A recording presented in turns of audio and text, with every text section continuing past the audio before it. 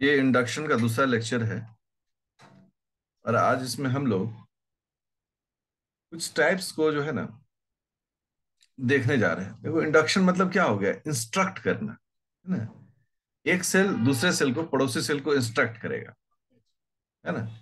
जब इंस्ट्रक्ट करता है तो इसको हम लोग को कुछ टाइप में बांटना पड़ेगा, है ना। जैसे इंस्ट्रक्शन हम करते हैं तो मान लो क्या है, एक किसी को कहते हैं कि भाई देखो ये काम कर दो, भाई राम तुम ये काम कर दो।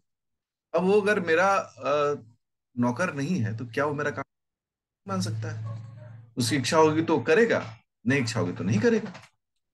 और मान लो जिसको हमने सैलरी पर रखा है काम करने के लिए, उसको हम बोलेंगे आपको ये काम करना है, वो उसको मानेगा। क्यों? क्योंकि उसके अगेंस्ट में हम उसको पैसे दे रहे हैं। तो वो जो इंस्ट्रक्शन है इंस्ट्रक्शन है वो बहुत इंपॉर्टेंट होता है। यहाँ पर यही चीज है, ये इंस्ट्रक्शन, ये जो इंटरेक्शन है वो कैसे होता है। तो अभी इंडक्शन के अंदर में हम लोग देख रहे हैं इंटरेक्शंस के प्रकार, types of interactions, types of interactions. अगर इंटरेक्शंस के टाइप्स को देखें तो तीन टाइप का इंटरेक्शन हमें मिलता है। पहला हो गया इंस्ट्रक्टिव इंटरेक्शन, इंस्ट्रक्टिव इंटरैक्शन, ठीक है। दूसरा हो गया परमिसिव इंटरेक्शन। ये सबसे बहुत सवाल रहता है, क्योंकि ये समझ में आ जाना कि इंस्ट्रक्टिव किसको और परमिसिव किसको कहेंगे तो फिर बात में कोई दिक्कत होती नहीं है। तीसरा जो है वो है एपिथेलियल मिजेनकाइमल इंटरैक्शन। अब इन तीनों को एक एक करके हम लोग समझते हैं और फिर इसका एग्जाम्पल भी। सबसे पहला जो है वह है इंस्ट्रक्टिव इंटरैक्शन। इंस्ट्रक्टिव इंटरैक्शन मतलब क्या होता है? इंस्ट्रक्शन देना। जैसे स्कूल में कैसे टीचर अपने विद्यार्थियों को इंस्ट्रक्शन देते हैं कि आपको ये काम करना ही करना है, आप इसको छोड़ नहीं सकते। हम्म। इसको कैसे डिफाइन करते हैं?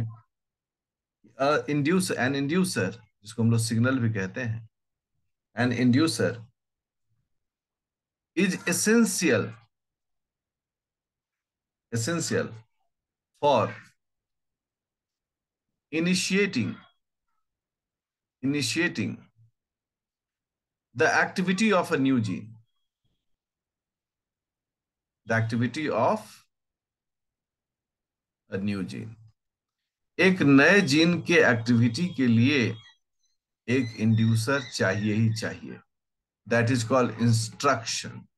जैसे जो लोग मान लो डॉग ट्रेनर होते हैं या सर्कस में, वो क्या करते हैं? जानवरों को इंस्ट्रक्शन देते हैं, बैठो, उठो, और वो उस आधार पर क्या करता है? रिस्पॉन्स करता है। इसीलिए ये एकदम एकदम इंपॉर्टेंट मसला है। अब इसके अंदर में हम कुछ अगर एग्जाम्पल को देखें तो हमें समझने में और भी आसानी होगी। एग्जाम्पल के साथ हम लोग आते हैं, एक एग्जाम्पल द्वारा समझते हैं। और वो एग्जाम्पल है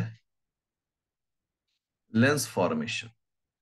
आंख के अंदर लेंस का फॉर्मेशन होगा। जो आंख के अंदर लेंस का फॉर्मेशन होगा, कैसे फॉर्मेशन होगा भाई? कुछ तो इसका उपाय निकालना पड़ेगा। खुद ब खुद नहीं होता है। कैसे होता है? पिछले लेक्चर में पढ़ा भी चुके हैं कि when the optic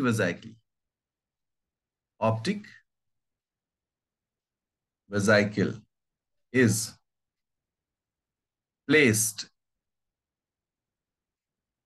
under a new region of the head ectoderm, head ectoderm। ये सभी प्रयोगात्मक है। ये सारा क्या हो रहा है? इन लैब, प्रयोगशाला में रिसर्च हो रहा है। प्रयोगशाला में क्या किया गया कि जो हेड एक्टोडर्म है, हेड एक्टोडर्म, ये सभी गैस्ट्रोलास्टेज है। गैस्ट्रोलास्टेज, उसमें एक्टोडर्म के हैं, उसमें उन्होंने क्या किया, ऑप्टिक वेजाइकिल को डाल दिया। देखिए यह है ऑप्टिक वेजाइकिल, इस वेजाइकिल को हेड एक्टोडर्म में डाल दिया। बोला देखते हैं क्या होता है। ऑप्टिक वेजाइकिल ने क्या किया, सिक्रीट किया। ऑप्टिक वेजाइकिल ने क्या सिक्रीट किया, एक ऑर्डर, किसको सिक्रीट किया, हेड एक्टोडर्म। तो ठीक है, pack 6 is secreted from the optic vesicle that induces, इसने क्या किसको इंड्यूस किया, the head ectoderm, the head ectoderm to form a lens, to form a lens। Pack 6 जो है सॉरी, ऑप्टिक वेजाइकल से सिक्रीट हुआ, और उसने सिक्रीट करने के बाद किसको, हेड एक्टोडर्म को क्या कहा कि लेंस बनाओ, और उसका रिजल्ट क्या हो गया, लेंस फॉर्मेशन। तो हेड एक्टोडर्म को जब तक इंस्ट्रक्शन नहीं मिला, किससे, ऑप्टिक वेजाइकल से, तब तक हेड एक्टोडर्म लेंस नहीं बनाएगा। तो ये जो है ना इंस्ट्रक्शन बेस्ड है। हम इंस्ट्रक्ट करेंगे तो आप ये काम कर दीजिए, हम इंस्ट्रक्ट करेंगे तब आप काम, इसमें इंस्ट्रक्टर जो है वही बॉस है ना, और सामने वालों को उस चीज को फॉलो करना है। जो ऑप्टिक वेजाइकिल है उससे निकलने वाला पैक 6 हेड एक्टोडर्म को इंस्ट्रक्ट करता है कि वो क्या बनाए, लेंस बनाए, और उसको लेंस बनाना पड़ेगा। इंट्रैक्शन, परमिसिव इंट्रैक्शन मतलब क्या है, कि जो हम किसी को इंस्ट्रक्ट कर रहे हैं कि ये काम कर दो, वह उसको परमिशन है कि नहीं वो काम करने की। तो इसमें यहां पर एक सिर्फ इंस्ट्रक्शन से काम नहीं चलता है। देखिए, the responders, responder tissue, responder tissue मतलब क्या होगा, जो रिस्पॉन्स करता है, can express the order of inducer cell, inducer cell, inducer cell को ऑर्डर को ये तभी एक्सप्रेस कर सकता है when suitable environment, environment is present। कहने का तात्पर्य है कि जब suitable environment प्रेजेंट रहेगा तभी वो उस काम को, ऑर्डर को मानेगा, अन्यथा उस ऑर्डर को वो नहीं मानेगा। ठीक है ना। suitable environment, मान लो कि हम हैं, हमने किसी को कहा कि जाओ मेरे लिए 2 समोसे ले आओ, हमने उसको कोई पैसा नहीं दिया, तो वो आदमी पहले क्या देखेगा कि मेरे पॉकेट में 20 रुपया है या नहीं है। अगर उसके पॉकेट में 20 रुपया नहीं रहेगा तो क्या वह इस ऑर्डर को मान सकेगा, कभी नहीं मान सकेगा, क्योंकि उसके लिए बेचारे को पैसे चाहिए। यहां पर भी जो सूटेबल इन्वायरमेंट है, और ये जो इन्वायरमेंट है ये कौन सा इन्वायरमेंट है, ये इन्वायरमेंट का कुछ नाम तो होगा। तो ये इन्वायरमेंट जो है biotic and abiotic factors, biotic and abiotic factors, ये जो फैक्टर्स हैं यह इसके अंदर में आते हैं। ठीक है, जैसे कि एग्जाम्पल में एक्स्ट्रा सेलुलर मैट्रिक्स, हम सब ईसीएम के बारे में जानते हैं, ये सेल के चारों तरफ होता है। अब अगर ईसीएम चाहिए और वो नहीं रहे तो क्या काम होगा, मुश्किल है। जैसे कि देखते हैं, इंड्यूसर है, इसने रिस्पॉन्डिंग टिश्यू को रिस्पॉन्डिंग टिश्यू को अपना सिग्नल भेजा। फिर रिस्पॉन्डिंग टिश्यू ने क्या किया? फेनोटाइप एक्सप्रेशन, मतलब जो काम करना था वो किया। अगर ये काम हो रहा है, बल्ले है। अब यहां क्या चाहिए? एक सिग्नल चाहिए, जिसे हम लोग इंड्यूसर कहते हैं। वही सिग्नल इस काम को करेगा। ये सिग्नल कौन रिलीज करेगा? ये। और किस पर इंपैक्ट करेगा? रिस्पॉन्डिंग टिश्यू पर। बढ़िया है। बट रिस्पॉन्डिंग टिश्यू को फिनोटाइप फाइनली होने के लिए इन्वायरमेंट चाहिए। यहां पर क्या चाहिए उसको? Surrounding environment. अगर ये नहीं मिलेगा उसको, वो एक्सप्रेस नहीं करेगा। जैसे यहां पर उसका एग्जांपल क्या है? Extra cellular matrix. अगर ये मिल गया तो ही फिनोटाइप में एक्सप्रेस करेगा। नहीं तो क्या होता? ये तो होता ये इंड्यूसर है, वो सिग्नल रिलीज करता है किस पर?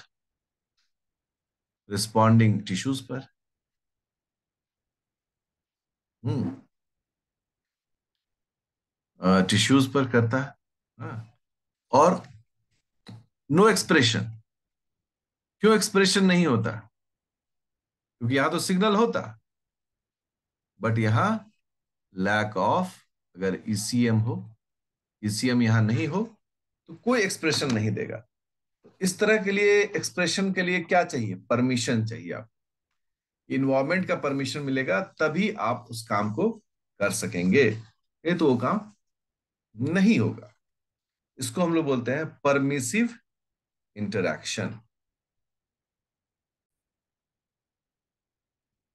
हम लोग एपिथेलियल मेसेनकाइमल इंटरैक्शन में दो शब्द देख रहे हैं, एपिथेलिया और मेसेनकाइमा।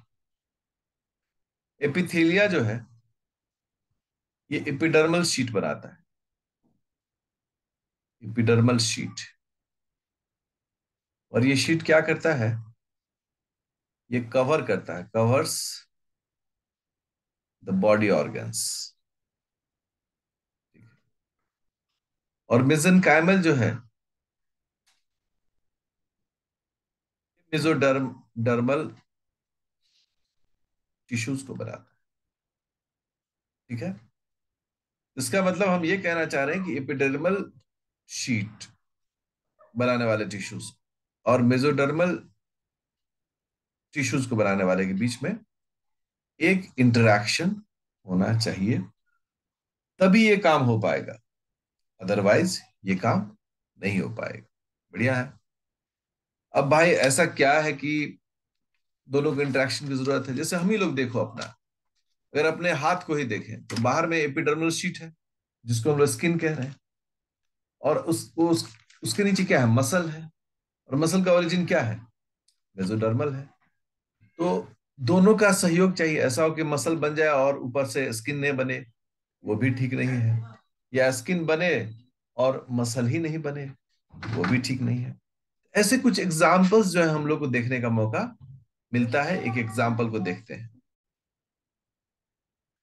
अब इस टेबल में ऑर्गेन एपिडर्मल कंपोनेंट क्या है, मेसेनकाइमल कंपोनेंट क्या है? जैसे एक एग्जाम्पल देखें, क्यूटेनियस मतलब स्किन का स्ट्रक्चर।